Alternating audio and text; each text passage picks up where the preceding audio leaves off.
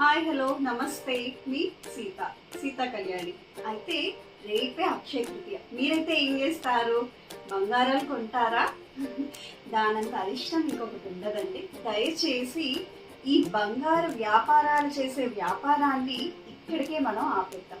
అసలు అక్షయ తృతీయ రోజు ఏం చేయాలి? ఒక బ్రాహ్మణుడికి స్వయం పాకం ఇవ్వండి. మనం బతకాలి అంటే, ఒక జీవనం సాగించాలంటే బాగా కావాల్సింది ఏంటండి? ఎంత డబ్బున్న వాడికైనా తినడానికి తిండి, తాగడానికి నీరు, ఉండడానికి ఈ మూడేనండి అవసరం. దీనికోసమే మనం కొట్టుకుంటూనే ఉంటాం ఉదయం లేస్తే సాయంత్రం వరకు కదా. సో దీనికి కావాల్సినవి ఏంటో అవి అక్షయం అవ్వాలి అని అనుకోవాలి కదా.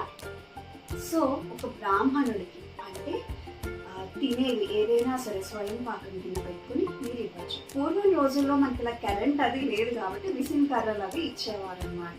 దానం కింద గోదానం ఇస్తారు. గోదానం కూడా అక్షయం, తరగని ఇంకా అంత హ్యాపీనెస్తో హ్యాపీగా బతుకుతారనమాట. అంత మంచిది గోదానం. గోదానమే ఇవ్వాలి అంటే మీరు వెండి గోవును కూడా ఇవ్వచ్చండి దానం కింద. సెకండ్ అండ్ థర్డ్ థింగ్ ఏంటంటే, ఒక కుండ తీసుకోండి, మట్టి కుండ. లేదు అనుకుంటే రాగి చెంబు, ఇంట్లో ఏదైనా సరే రాగి చెంబు కొత్తది ఉంటే తీసుకోండి. దానికి పసుపు రాసి బొట్లు పెట్టి చక్కగా నిండుగా నీళ్లు వేసి దాంట్లో 5 అంటే 5 యాలకులు లేదా 11 యాలకులు గుర్తు పెట్టుకోండి వేసి దాన్ని ఒక బ్రాహ్మణుడికి దానం ఇవ్వండి. అది చాలా చాలా చాలా మంచిదండి. ఎందుకంటే ఏవైతే అప్పుల బాధలు ఉన్నాయి అవి తీరుతాయి.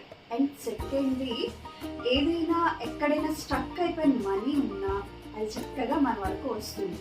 అండ్ థర్డ్లీ పెళ్ళి కావాలనుకున్న వాళ్ళు అవ్వచ్చు, ఉద్యోగం కోసం అవ్వచ్చు, చదువు గురించి అవ్వచ్చు, ఏదైనా సరే ఆ పని జరగాలి అనుకుంటే మాత్రం ఖచ్చితంగా మీరు పనిని చేయండి.